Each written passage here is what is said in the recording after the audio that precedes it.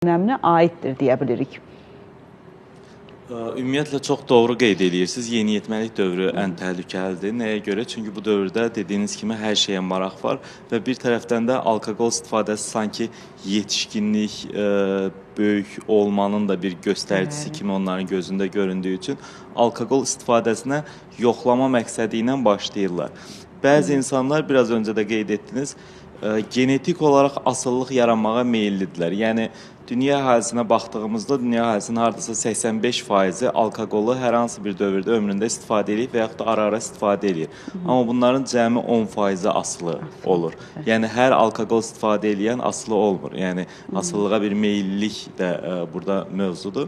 Bir digər şey də bəzi insanların həyat tərzi, iş tərzi sürəkli, deyək ki, oturmaq bir yerdə, dost-tanışla məclislər, deyək də, dırnaqda oturmaq və içki istifadəsinə yönəlmə şəklində olur. Buradakı içki istifadəsi başlanğıcda bütün insanlar az miqdarda başlayırlar və müəyyən bir sərxoşluq səviyyəsinə gəlib çıxırlar. O, alkoqolun məqsədi də odur, rahatlama və sərxoşluğu əldə eləmək. Amma bir müddətdən sonra artıq o sərxoşluğu əldə eləmək üçün daha çox miqdara ehtiyac olur. Bəli. Hətta mən görürəm ki, Azərbaycanda insanlar belə şeylə də qürurlanırlar ki, mən nə qədər içsəm də sərxoş olmuram və yaxud da ki, necə varam elə də idarə edir. Özümü itirmirəm kimi şeylər. Amma bu əslində yaxşı bir şey deyil. Çünki tolerans deyirik biz ona.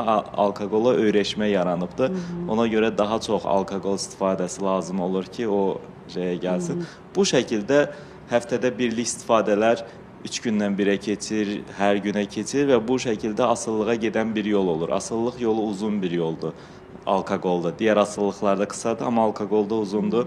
10 il, 15 il kimi bir professor da bu müddətdə. vardı. 15-20 illərə hətta söykənəcək bir sürələr var. O müddətdə artıq asılılığa gedir. Artıq bir müddətdən sonra fikir veririk ki, həmin şəxslər məclisi qurmağa və yaxud da müəyyən bəhanələr tapıb sırf oturaq bir şey içək kimi, əslində onu dedirdən şey alkoqolun istəyidir, alkoqol istəyi var.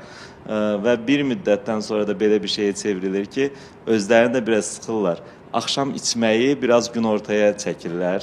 Saat deyək ki, 3-dən 4-dən içməyə başlayırlar, 2-dən içməyə başlayırlar. Bu belə gedə-gedə çox saat səhər tezdəndən qalxıb özünə gəlmək üçün, yəni ki, o paxmel dediyimiz vəziyyəti götürmək üçün az miqdarda alkoqol istifadə eləməyə qədər gedə bilir. Bu şəkildə bir asıllıq gedişatı var yəni.